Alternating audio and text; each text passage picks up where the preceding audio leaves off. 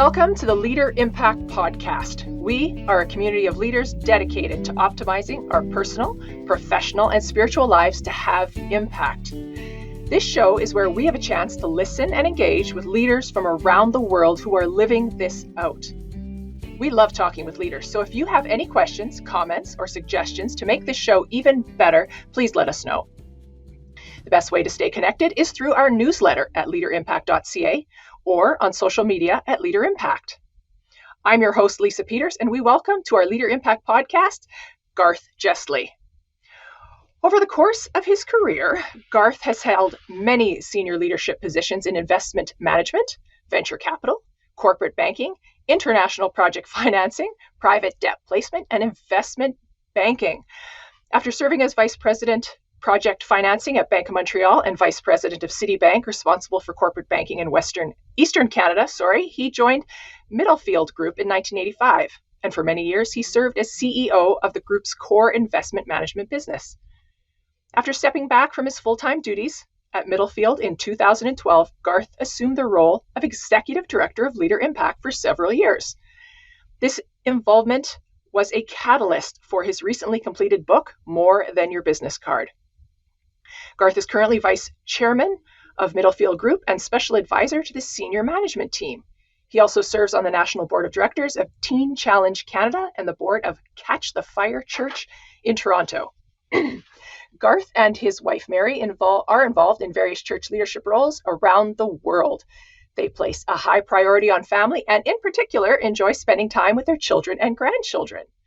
Join us now for a conversation with Garth as we chat about our relationship with money in personal, professional, and spiritual lives. Welcome to the show, Garth. It's good to be with you, Lisa. Well, it is. I'm kind of excited about this because I'm not sure about my own relationship with money, so this might turn into a counseling session for Lisa. So we're going to kick off with just, why don't you introduce yourself to our listeners? Tell us a little bit about yourself. Sure. So I grew up in Vancouver on the West Coast and grew up in quite a well-to-do family. My father was a very high-profile lawyer. And early in life, I don't know why it happened, but I got very caught up in academic performance. So I graduated at the top of my school, went into UBC in pre-med. So I finished the pre-med program and I wrote the medical entrance exam. And then I had to face up to the fact, which I hadn't thought about too much, that I can't stomach the sight of blood. So that was the end of my medical career. Probably should have thought a little bit more about that, right? But the good thing that came out of that is I met my wife, Mary, in Physiology 201. She was in rehabilitation medicine. And so we met one another through a mutual friend, and that led to our getting married in Vancouver in 1969. I had to, of course, come up with another direction for my life because I'm no longer going to be Dr. Jestley. So I went to my friends. I wasn't following Jesus at the time. That came later in my mid-30s. And so I consulted with my friends, and they said, you should take an MBA. And I said, what's an MBA? And as far as I can recollect, they said, we don't know, but it's got something to do with business and you're really good at math. So, exhibiting about the same amount of due diligence as with my medical career, that was good enough for me. I got some scholarships and ended up, we moved to London, Ontario, to what is now the Ivy School of Business. In part to just start our new lives as a married couple together. We had great family relations, so we weren't really trying to escape them, but we thought that provided a good start separate from the family. So I came out of the MBA and launched into a 40-plus year career that you've summarized there in the financial services industry in various different facets, different roles. And along the way, Mary and I created a small tribe. So we have 4 kids and 9 grandkids. And all our kids, of course, are grown up. In fact, our oldest grandkids are getting close to grown up. So that's a quick thumbnail of my personal life. All right.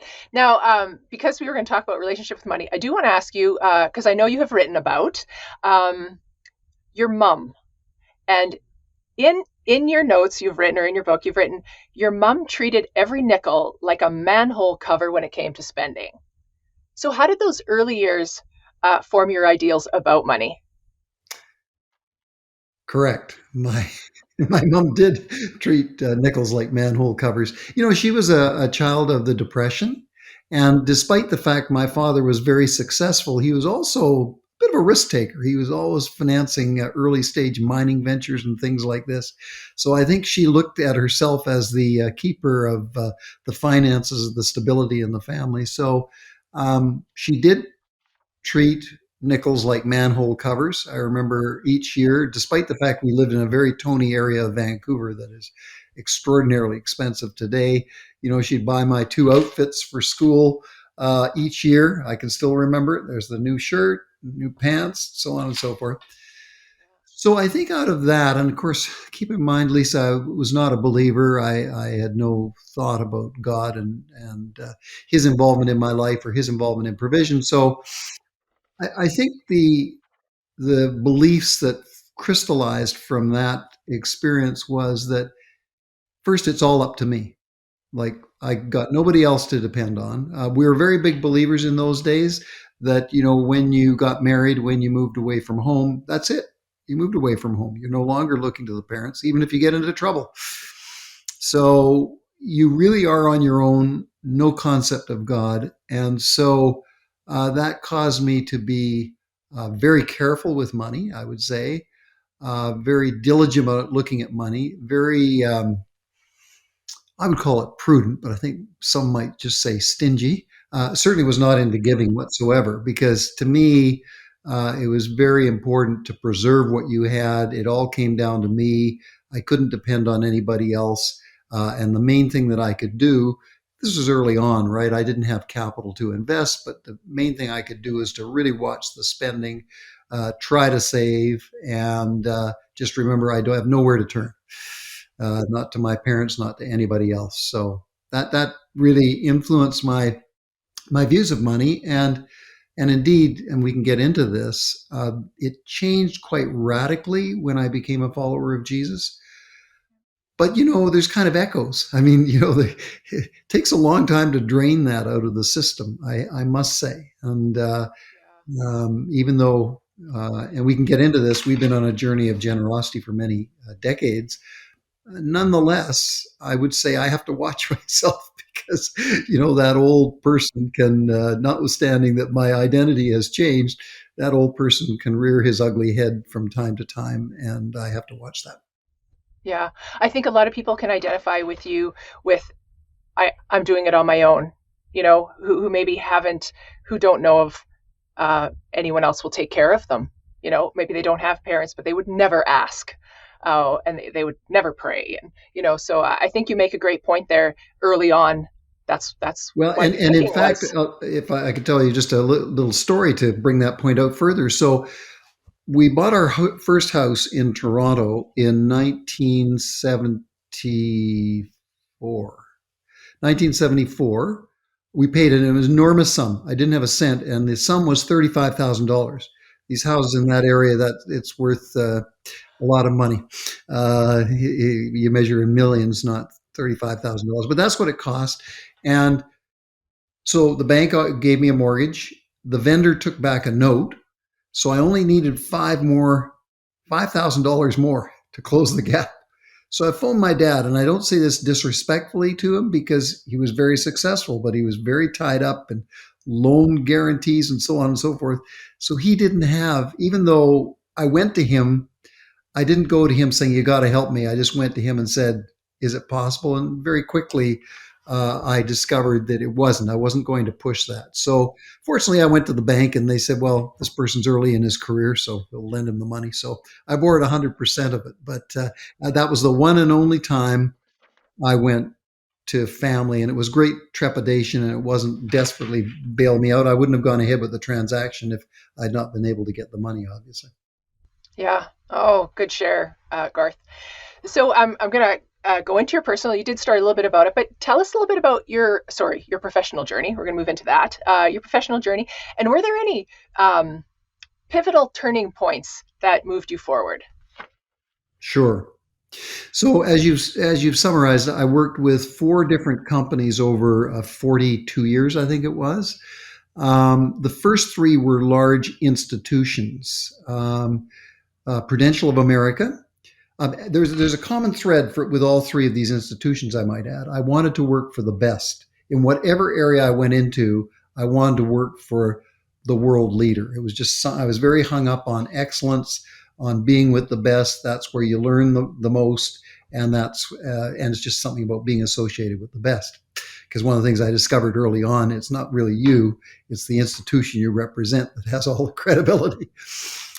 So all three of them, Prudential of America was the largest insurance company in the world at that time, and they, together with Morgan Stanley, had invented the debt private placement. Caused quite a bit of disruption in Canada, but they'd invented it. So I was working with them, and that was the area in which, and so at a very young age, literally in my mid-20s, my boss was sending me out to meet with CEOs and CFOs of companies way senior to myself, and he delegated authority to me within constraints to deal with them. So it was very encouraging early on. I was then one of the first people hired by Citibank when they launched in Canada. Citibank was at the time the largest, most profitable, most international, and I think most powerful bank on the planet by a long ways. The Canadian banks used to speak to me if they wanted to get into certain countries they just couldn't get into, to see how I could help them. So I worked with them, and I was a love affair at first sight because I wasn't following Jesus, but all I knew is I wanted to get to the top as fast as possible. So in my first month, I think, in Toronto, this guy comes through the office. His name's John Reed, and he shakes my hand, and he was a really old guy. Like, I was in my 20s, and he was in his 30s. Like, he might have been 33, 34. So he shook hands, and I knew he was kind of a bigwig with the bank. Well, not too many years later, he became CEO of Citibank, the largest bank on the planet. So that was very exciting for me. The fact that, and I used to talk to people. Ultimately, I knew all of the CEOs of the Canadian banks. I used to talk with some of them from time to time, and they'd always go. They were just amazed. They could not understand how this bank could identify people so early and then give them such authority. It was just not in their institutional DNA. And then I went to Bank of Montreal, which had just been, the leadership had just been taken over by Bill Mulholland from Morgan Stanley. It was the first time BMO was having real management issues. So they went outside to New York, to Morgan Stanley, and Bill Mulholland came in, and he was a real military commander, very sharp guy, and he set up the unit that I was a leader in. So it was to do the really, really big, hairy, difficult deals. In those days, it was real money. Today, it's nothing. But in the hundreds of millions of dollars or billions of dollars, with maybe 1 billion or 2 billion project loans internationally. So all three of those were working for first-rate organizations, and then my two of my former colleagues at Citibank asked me to join them in an entrepreneurial fledgling enterprise in the investment management. So I ended up there for most of my career, 27, 28 years. But going back to the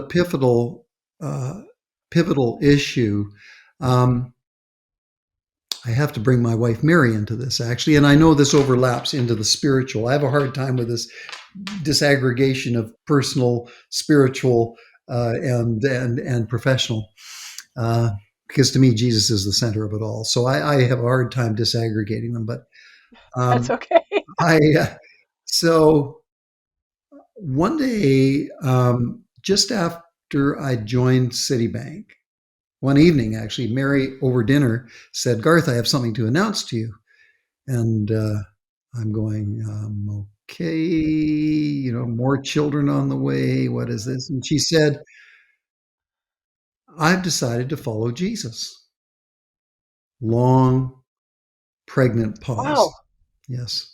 I don't know if this is politically incorrect, but the male mind goes rather slowly, and I'm kind of pondering this. And the first words out of my mouth were, okay, so does that mean you're going to go down to the corner of King and Yonge in Toronto and hand out Bibles? So naturally she didn't, and I wasn't actually, it was not, and I mentioned this in the book, it was not actually sarcastic. It actually was very sincere, that I could see the change in her. Like, this wasn't a matter of she's going to the local church around the corner.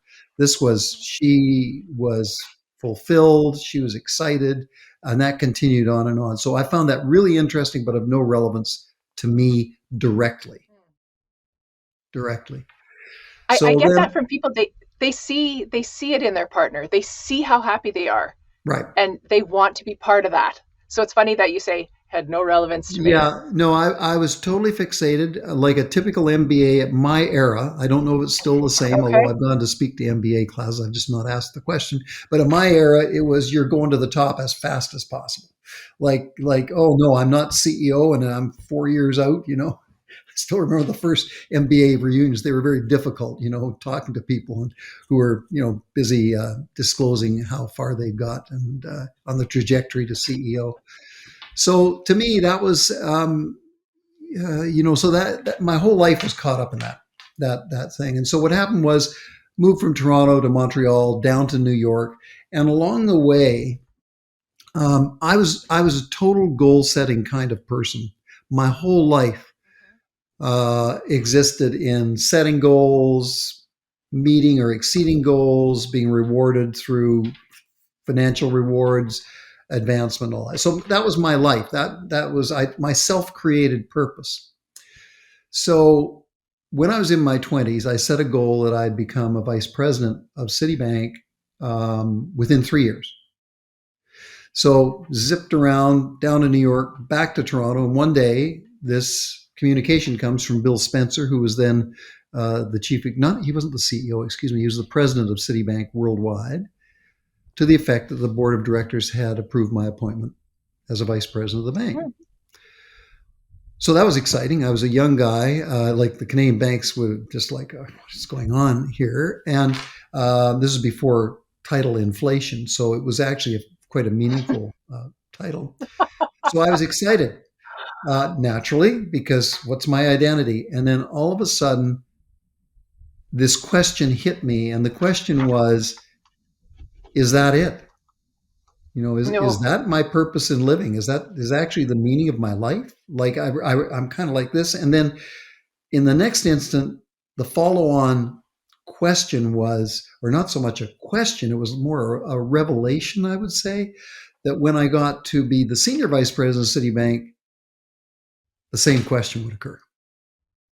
So literally, I think in one instant, um, the stool was knocked out from under me. I've put it subsequently that, I saw three pillars, as it were, underpinning my life. One was my identity. My identity was essentially in what I did in my business card. That was my identity. My purpose was defined in terms of setting and exceeding goals, and that was my purpose. And my motivation was all the rewards that went with achieving the goals. So literally, all of that imploded in one instant. So, I went home that night, had a little bit too much to drink, and because I was trying to reignite the feeling of elation I'm supposed to be feeling. So I was a pretty dissatisfied lad, although I didn't really communicate that openly to anybody and even to Mary. But I was really inside struggling with the whole issue of meaning and purpose, right? So I don't know if you want to go into this in the next section, but this leads on to the big spiritual event in my life. Oh, well, I think, a lot of people can identify with getting to the next step and still feeling empty, getting to the Right. next step. And it's like they keep climbing the ladder. And I loved your title, inflation. Yeah. That's good. But yeah, they get to vice president or, and then and it's empty. And it's like, what's the purpose? So I'm going to, yeah, so we'll get back on that. But Sure. so you have been involved in bankery. That's my friend Mary Weimer's word. You've been in bankery world for a large part of your working career. And you have written Yeah. The Concept of significance was inseparable from success based upon what I accomplished, the recognition of others, my bank account, and my possessions. So, my question is I want to chat about your relationship now with significance, success, and money, Sure. where you started beginning of your career to now. Sure. Well, that does get into the spiritual side, right? Because Okay. it's totally, Okay. really, that is Jesus centric. It's got nothing to do with a concept or a philosophy or even conduct. It really is, um, everything changed in a moment, in a flash when, and again, we can come back to that. But if you want to just land the plane in terms of, where am I now? My significance is in my identity. I mean, I am a child of God. I am eternally loved. I'm totally accepted. I'm invaluable beyond comprehension, totally forgiven, and fully equipped to share my faith. So my significance totally changed. It was no longer in those things which you just cited, which is very accurate. Uh, Rendition of how I felt about those things at that time. But I would say it's totally changed. Now, by the way, that does not mean that I don't care about success in the typical way the world measures. I measure return on investment. My company was very successful. And ultimately I was able to sell my interest, and it was a very profitable undertaking for me, and it measured the success that we were experiencing as a company, identifying needs, coming up with value added propositions to meet those needs, and all of that's tied into traditional success. I'm to this day, I'm very big on goal setting. I'm very big on, where am I going to be the next year? What are the goals? What are the specific goals? And so on. But again, back to that issue of significance. To me, it all relates to identity, and to me, it's actually inseparable from identity as a follower of Jesus. Yeah. Um, I had a question I was going to bring up later, but this, I'm going to bring it up now because you wrote, and I loved reading lots of your stuff. There was an article you wrote, 10 common obstacles Christian business leaders encounter and how to overcome them. And so you just made a comment about, business. You can still be a business person and be a Christian. So your number one false belief was business is not a legitimate calling. And I think of your comment earlier about, you asked your wife, you're going to go down to King and Young and sell Bibles. Like, you think you have to give it up all, or you got to go on a missions trip. Right. And I think what you're saying is no, business is a legitimate. So I just wanted you to talk a Sure. little bit about that. Yeah, sure. Yeah. Let me give you a little story from my youth. So, when I was 13 years old, in my class, it was what did they call that? Guidance class. My guidance counselor said something to the effect of, if we didn't know what we were going to do with the rest of our lives, we were in deep trouble. Now, that's a rather curious, if not dubious, proposition, given we were 13 years old, and a lot of people in their 30s today struggle with that question. But in any event, I went home in a panic. So my dad, as I mentioned earlier, was a very, very successful lawyer. And so I consulted him. I wanted to know what he had to say about this. And he said, well, obviously, the most noble of your vocational options are the professions. So you can go into, medicine or law or architecture, engineering. He even mentioned Christian ministry. I wasn't paying any attention to Jesus at the time, so that didn't mean much to me. Um, so I was doing extremely well in every single course. And I enjoyed every course I was taking. But that year, if you had to push me, my favorite course was biology. So I said, oh, I went in the next day. I said, I'm going into medicine, got the guidance teacher off my back, and that was the end of that. And that literally is the amount of thinking that went into my my medical aspirations.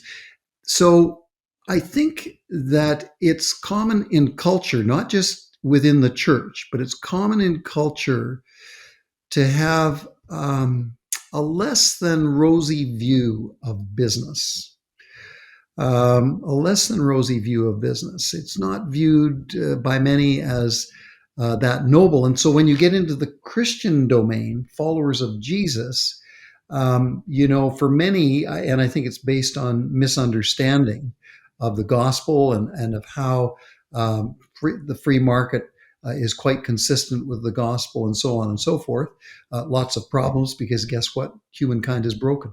That's why we need a rescuer. But it's not intrinsically bad. And so, but I think this is a big issue for the church, and not just in leadership. I was at my church recently to do a book signing, and I would say most members of the church, it'd be a relatively small cohort who are involved in positional leadership, senior leadership, but there are quite a few. But most of them are in business. Most people in church today are in business.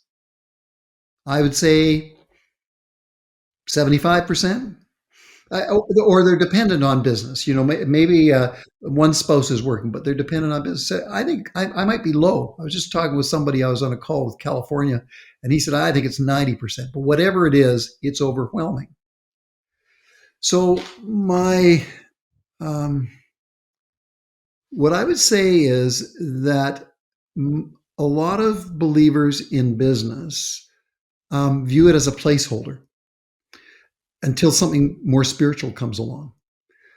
They, in essence, think that there's a hierarchy of callings at which the top is vocational ministry, and that is totally untrue and is totally unscriptural. And I would have hoped the Protestant Reformation got rid of that, but it hasn't. And it exists, and you even hear it coming from the pulpit quite often. I've met a number of pastors, not in the church I'm in now, but I've met a number of pastors over the years, and by what they say and do, it's clear that they view the calling of Christians in business is to generate money for the church and other worthy causes. That is untrue. It goes without saying, everybody is called to be generous. After all, God owns it all. So I'm sorry, everybody's called to be generous, and people who are successful in business often, generate outsized amount of money, but that's not a calling. I mean, of course, we're called to be generous. So I think the church would be transformed and the world would be transformed if Christians, most of whom are in business,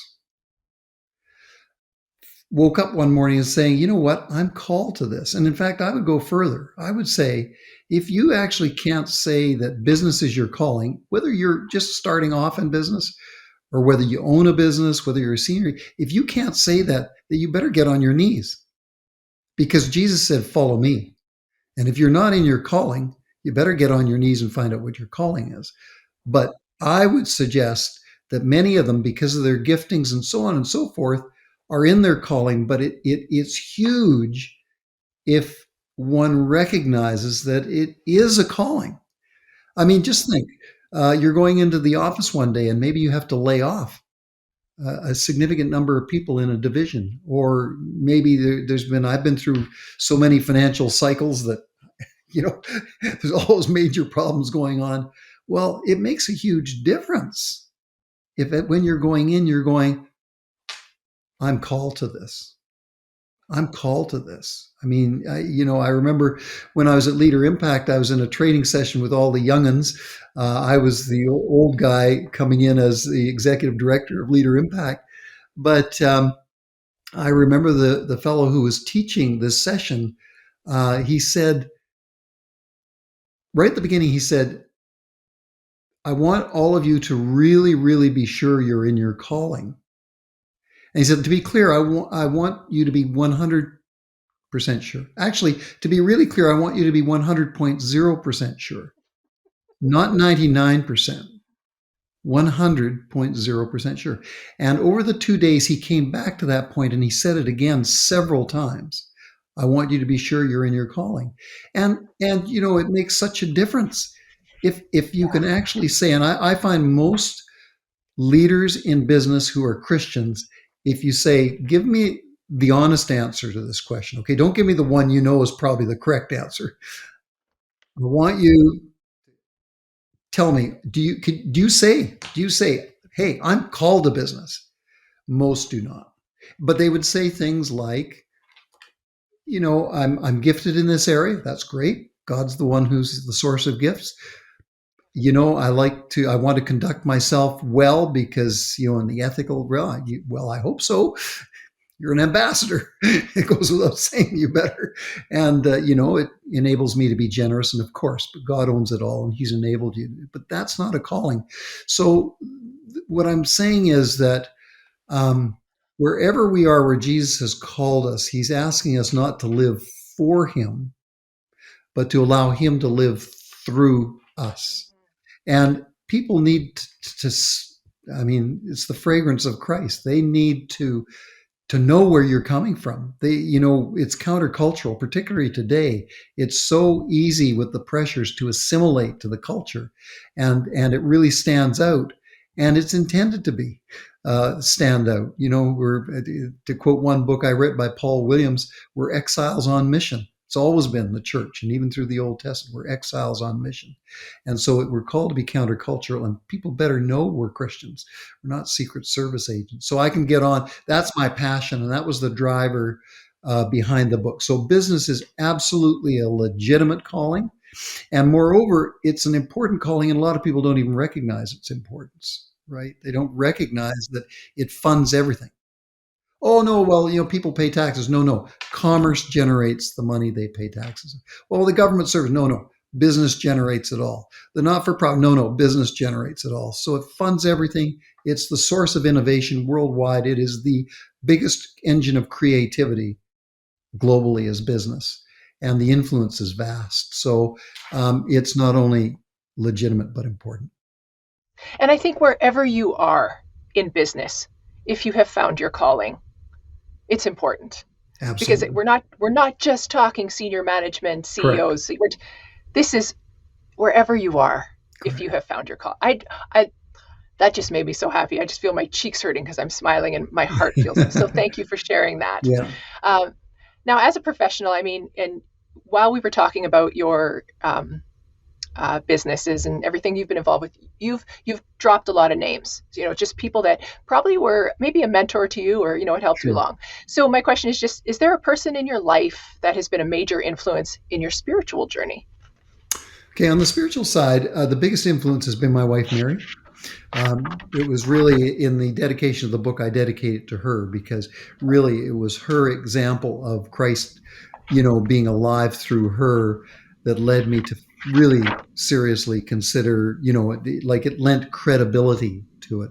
And moreover, Mary is incredibly knowledgeable about scripture and everything. So she's been huge, and I don't do anything, or I try not to do anything important without consulting her.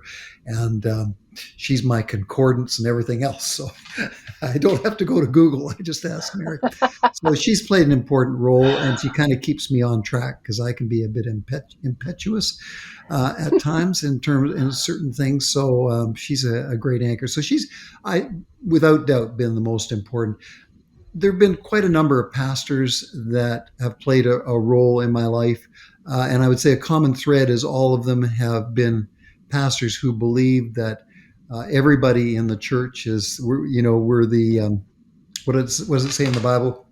We're the priesthood of believers. So we're all on an equal footing, and we have different roles, and they've encouraged us, me and in business specifically, but also in mission work we've done in various continents and so on and so forth. So I wouldn't mention any one. There's been a number that have been big. 2 or 3 people that have probably had an outsized influence, one of whom I know reasonably well, the other I met, but I don't know that well. That one being Andrew Womack and his ministries in the States. And, when I talk about that we're not called we're not called to serve Jesus. We're called to allow him to live through us. We're not called to live for Jesus. I should give attribution to Andrew. I'm quoting him. And, that we live an exchanged life, not just a changed life, but it's an exchanged life. And it's an incredibly important concept. So that played a role. And Os Guinness, who's a very prolific author, one of the major global Christian thought leaders. I got to know Oz at the University of Oxford when I did some coursework there after I sold my business. And then he came to speak for me actually at LeaderImpact at a fundraising event. And so he had a big impact on me. And in fact, specifically on this issue of calling, and again, I cite this in the book with attribution to Os Guinness. I remember he said to me one time, he said, every believer has the same primary calling. I said, oh, really? He said, yep. That's to know God, to know his word, and to share the good news of Jesus Christ. He says, now everybody has a secondary calling. Secondary calling is very important, but is subordinate to the primary calling. So, yours, Garth, is you're a businessman. Mine, I'm an author, blah, blah, blah. So I said to my pastor one time, you'll get a kick out of this. So I said, and he wouldn't mind my saying this. I said, so Steve, you and I have the same primary callings. Yeah. We're supposed to know God, know his word, and share the gospel. He's going, and I said, and your secondary calling is you're a pastor. My secondary calling is I'm a businessman.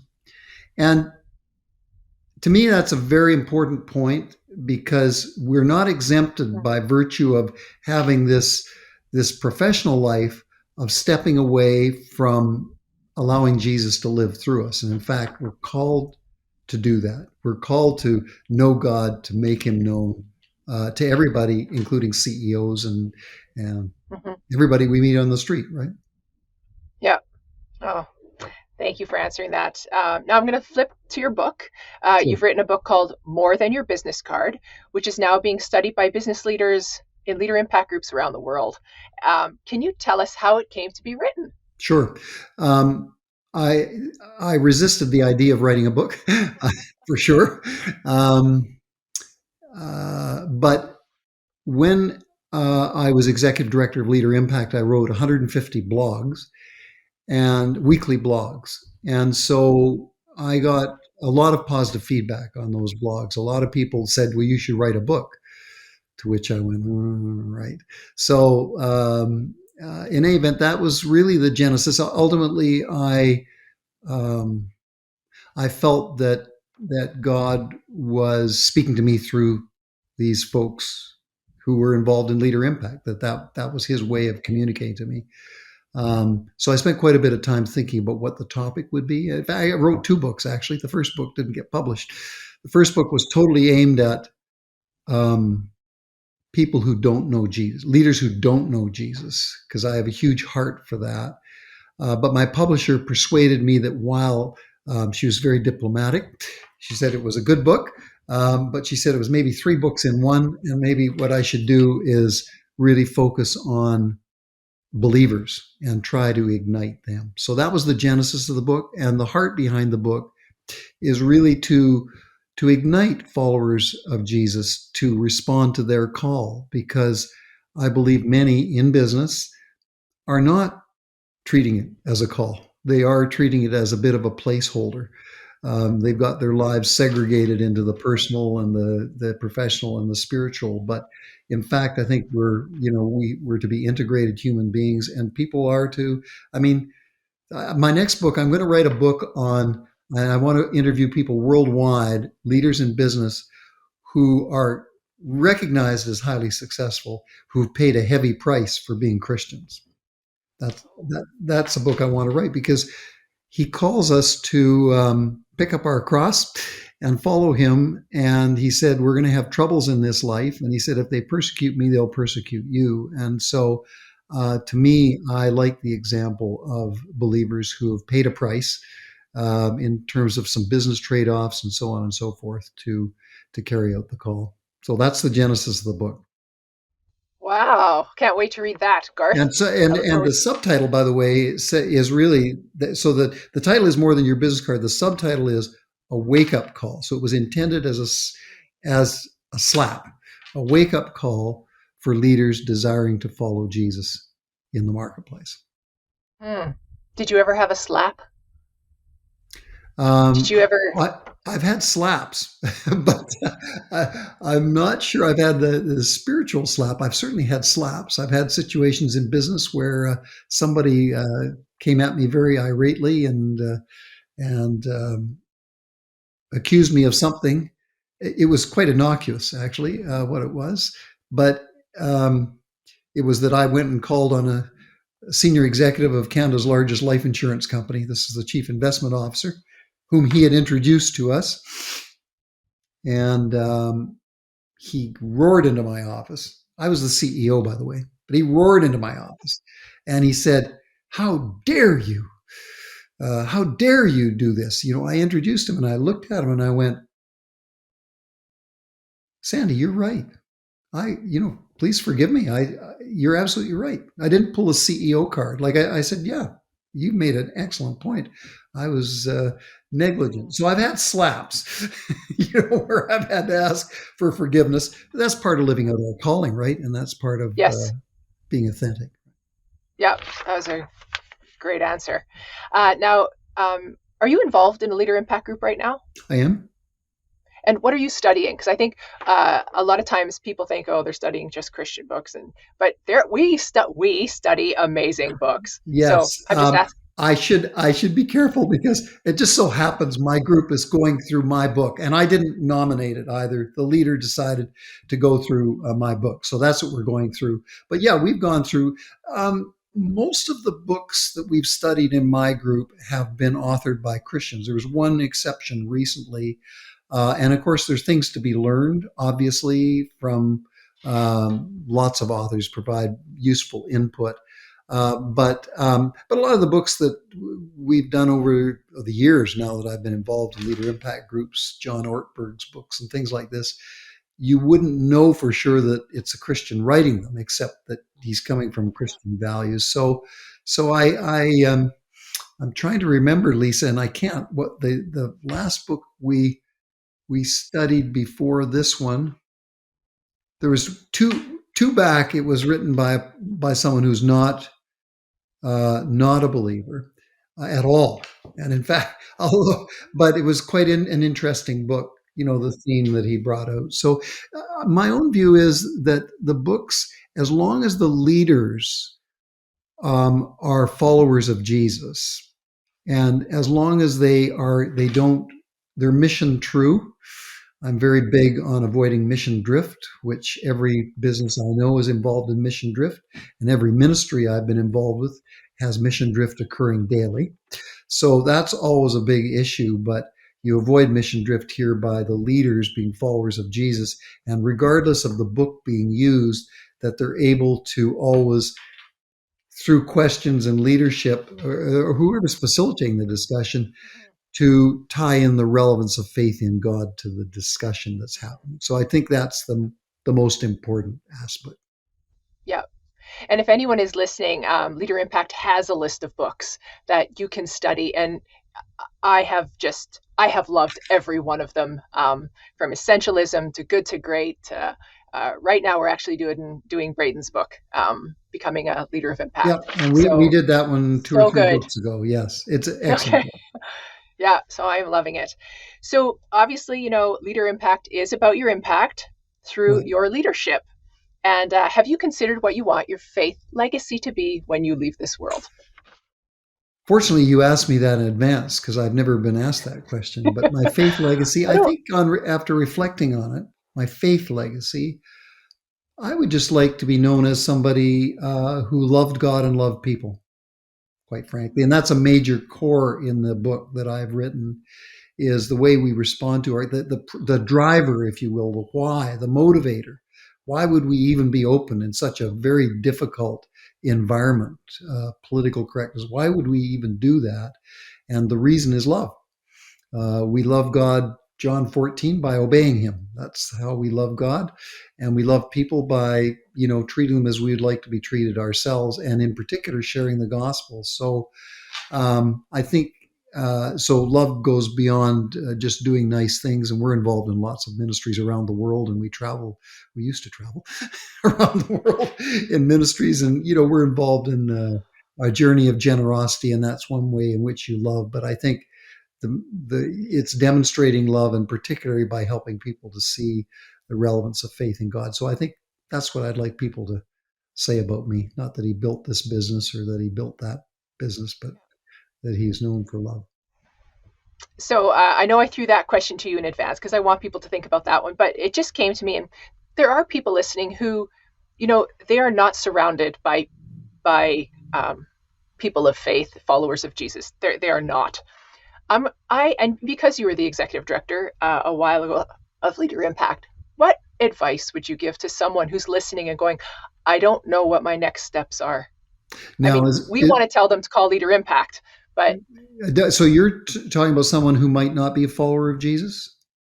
yeah, Or they're a seeker. They're listening and they're like, I want sure. this. I want more. But I don't know what to do, Well, Garth. I think that's great the way you asked that question. I think it was Socrates who said the unexamined life is not worth living. Good old Sock. And I think he's right. I think he's correct. And if anybody's asking that the way you're saying it, just the way you said it, it means they want to examine their life. Unfortunately, there's so many people who are out there are distracted by everything. We've had coronavirus, but even before coronavirus, devices, everything's happening. Life is so interrupted. But if somebody's at that point where they're just kind of a bit troubled on the inside, like, I don't know where, I'd like to get some answers, I would say to them, just look up Leader Impact, and go into the website and that, because we've got lots of groups right across the country. And I can Around the assure world. you, and around the world, yes, around the world. And I can assure you that you will be greeted with open arms, that in the groups, what is said in the group stays in the group. Mm-hmm. That Yeah. I think for a lot of people, one of the things they like about the groups is they're not there with other people in their own company, right? So so they can maybe be more open about certain issues that they're concerned about than in other type settings. So it's a trusting kind of environment where anything's fair game. Questions. I mean, as you know, Lisa, from being in a Leader Impact group, I mean, there's nothing you like better than somebody asking a deep question. And the other thing is, I would say Leader Impact, the underlying theme of Leader Impact is the messenger is the message. The reality is, most people out there in business and leadership will not darken the door of a church. It just doesn't seem relevant to them, particularly now that Canada is a post-Christian nation. So I think most people would not even consider darkening the door of a church.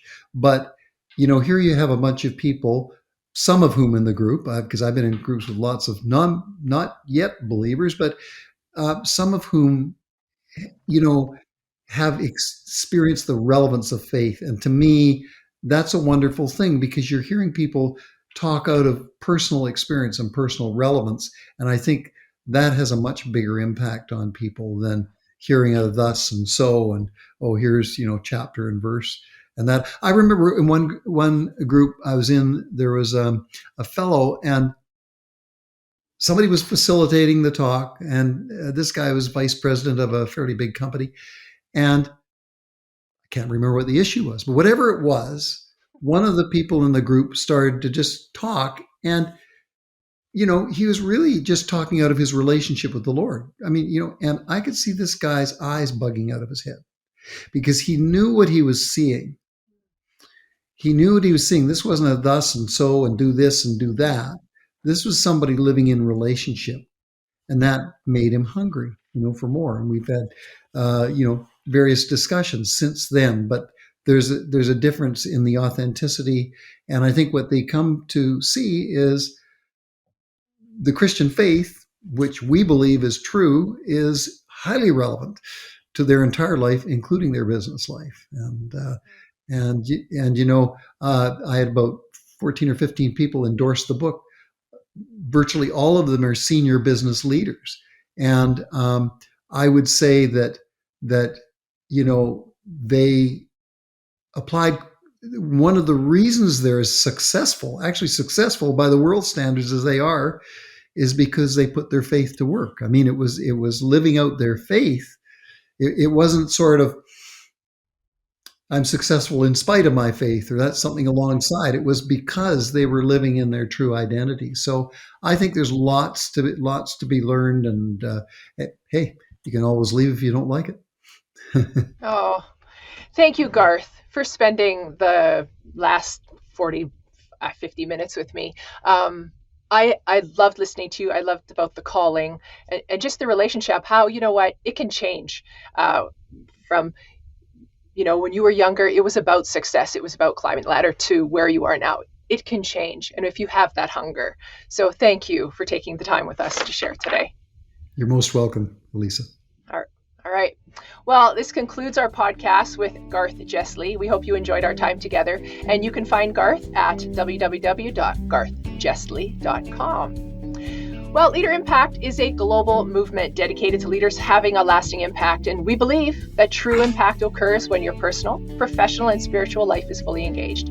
We have a network in over 350 cities from around the globe. We host live and virtual events throughout the year, and we have a growing network of peer groups that meet weekly across these cities. Our podcast is just one of the ways to help you accelerate your growth as a leader. If you're part of Leader Impact, you can always discuss or share this wisdom with your group. And if you're not yet in Leader Impact Group, we would love to have you. Check out groups available in your area at leaderimpact.ca or get in touch with us and we will connect you. Stay in touch with our newsletter at leaderimpact.ca or on social media. And remember, impact starts with you.